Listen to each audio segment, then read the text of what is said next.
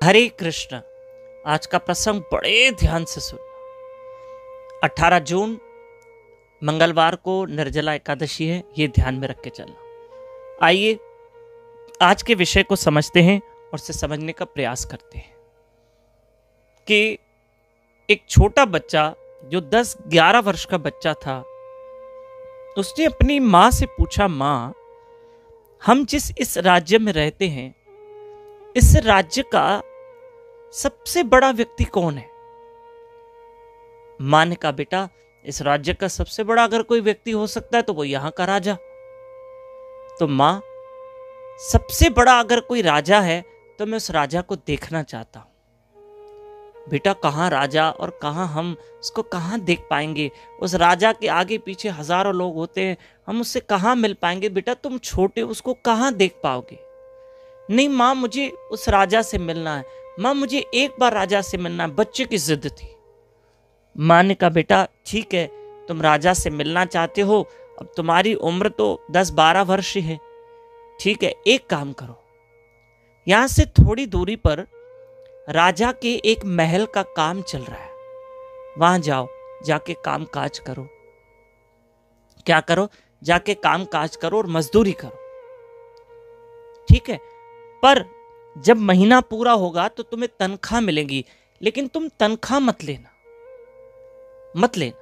बस कहना मुझे तनख्वाह नहीं चाहिए, और बिना किसी तनख्वाह स्वार्थ के वहां मेहनत करना।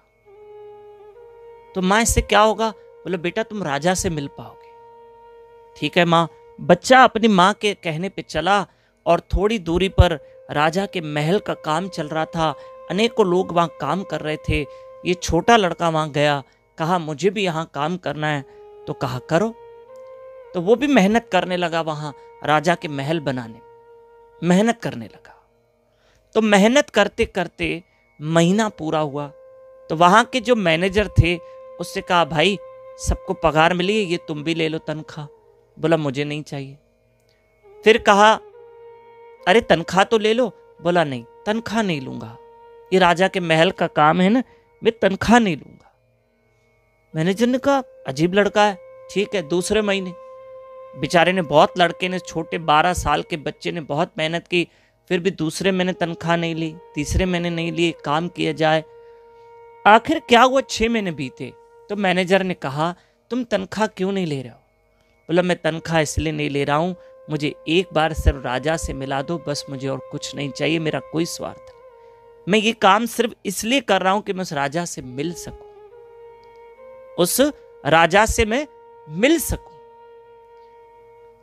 उस मैनेजर ने सोचा, या जो वहां मंत्री था उससे सोचा कि एक बार मिलने के लिए राजा से ये इतना तरस रहा है और निस्वार्थ भाव से काम कर रहा है, कोई तनख्वाह नहीं।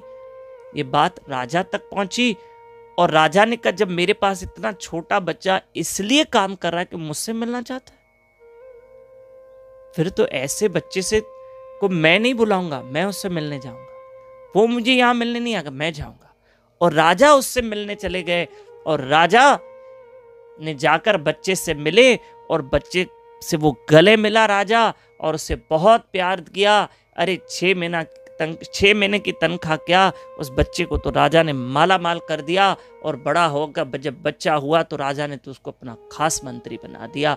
बस हमारी कथा है ये कि हम भी उस ईश्वर के पास जाएं, निस्वार्थ भाव से सेवा, भजन, कथा, कीर्तन, नाम सिमरन करें, कोई मन में लोभ लालच ना करें, बस एक ही भाव कि मुझे उस ईश्वर से मिलना है, ईश्वर से मिलना है। जैसे माँ ने उस बच्चे को भेजा, ऐसे गुरु महाराज कहते हैं, तुम भी जाओ इस संसार में, ईश्वर का निस्वार्थ भाव से भजन करो, मेरे हरि को याद करो, कोई संसार का लोभ लालच नहीं। देखना तुम्हें हरि की प्राप्ति अवश्य होगी, वो कहां से कहां तुम्हें पहुंचा देगा। बस निस्वार्थ भाव से हरे कृष्ण कृष्ण कृष्ण हरे हरे, हरे राम राम राम हरे हरे, निस्वार्थ भाव से सेवा। और एक सेवा कीजिए ना, ये कथा आगे फॉरवर्ड कीजिए। बहुत सारे लोग हैं जो सत्संगों से जुड़े हुए हैं, सुनेंगे, जोड़िए उनको भी, धर्म से, ईश्वर से, सत्संग से जोड़िए, और जुड़िए आप सब। नए लोग भी हमारे साथ जुड़ सकते हैं। हमारा नंबर है 7066728666। इसी नंबर पे व्हाट्सएप पे अपना और अपने शहर का नाम जरूर लिखकर भेजें। हरे कृष्ण।